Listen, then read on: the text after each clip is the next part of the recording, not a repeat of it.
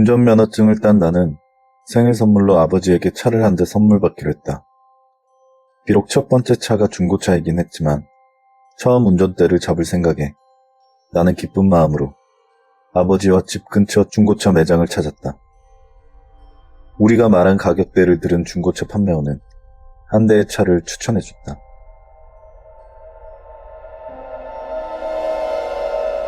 예상보다 차는 꽤 상태가 좋았다. 색상도 좋았고 무엇보다 연식이 오래되지 않은 신차급 차량이었다. 아버지도 흡족한 표정이었다.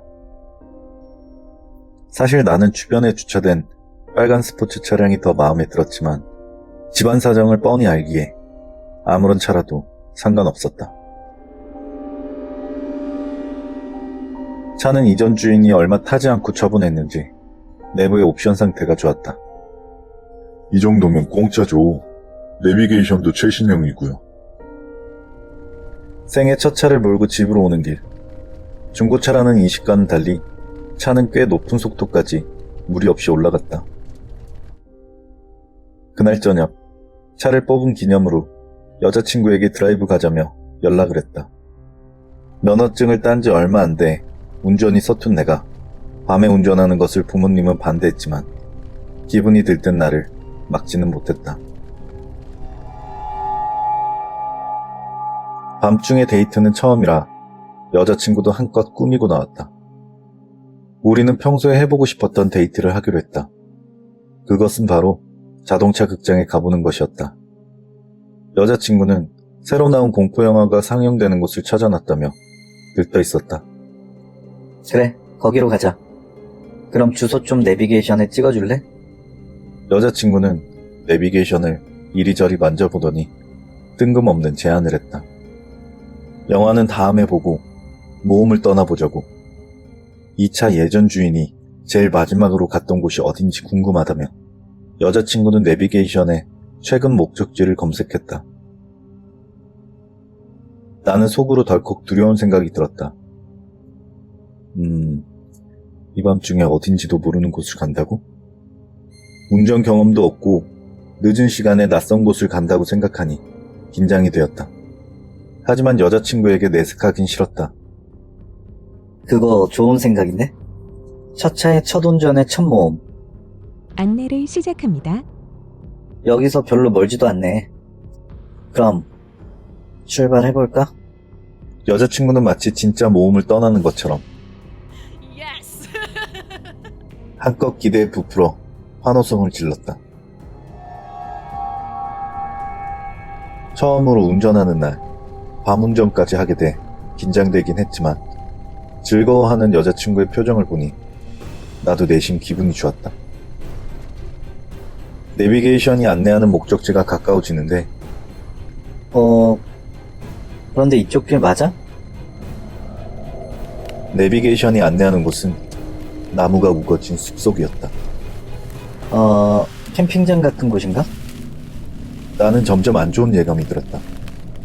혹시라도 무서우면 말해. 바로 돌아갈 테니까. 예스.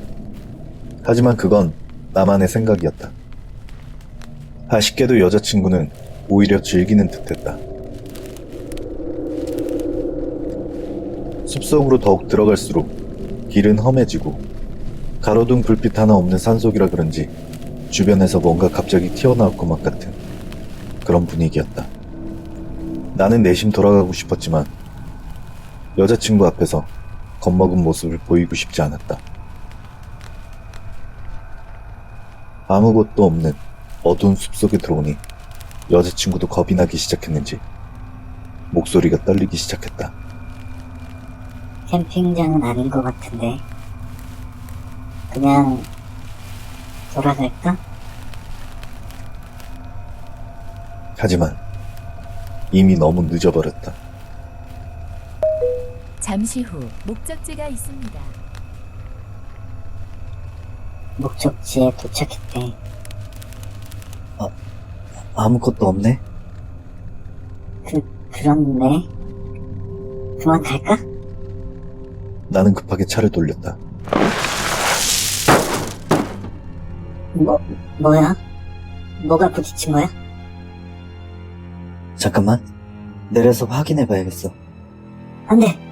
내리지 마. 절대 내리지 마. 겁먹은 여자친구의 말에 나는 차에서 내리지 않았다. 그래, 산속 길이 좁아서 돌이나 바위 같은 것에 부딪힌 걸 거야. 애써 마음을 진정시킨 나는 이번에는 앞으로 차를 몰았다. 이번에는 돌 같은 게 절대 아니었다.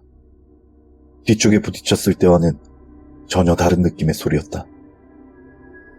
정신을 차리고 앞을 바라보자 어둠 속에 멈춰져 있던 차량이 보였다. 쟤기랄, 차를 뽑은 첫날 접촉사고라니. 무섭기도 했지만 아버지에게 혼날 걱정이 더욱 컸다. 내리지 마. 내리지 말라고. 여자친구의 겁먹은 목소리를 뒤로하고 나는 차에서 내렸다. 차에서 내릴 때까지만 해도 오히려 나는 화가 났었다. 이 어두운 곳에 차를 세워놓다니.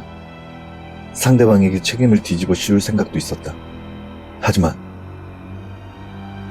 세워진 차로 다가갈수록 알 수 없는 섬뜩한 느낌이 들었다. 어둠 속에 숨어 보이지 않았던 뭔가가 점점 또렷하게 보였다. 그것은 시체였다. 여자친구도 덩달아 소리를 지르기 시작했고 나는 엄청난 스피드로 숲길을 벗어나 고속도로로 빠져나왔다. 고속도로로 빠져나온 나는 마음을 진정시키고 경찰에 신고했다.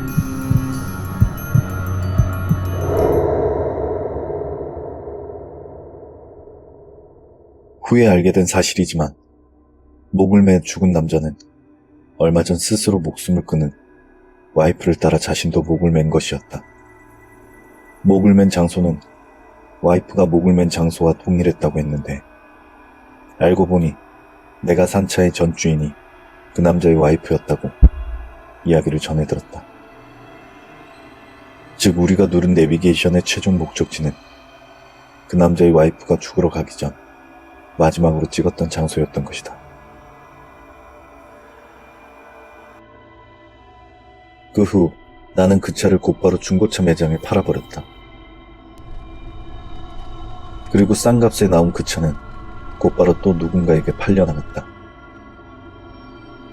나는 그 후로 중고차는 누가 거저 준다고 해도 받지 않았다.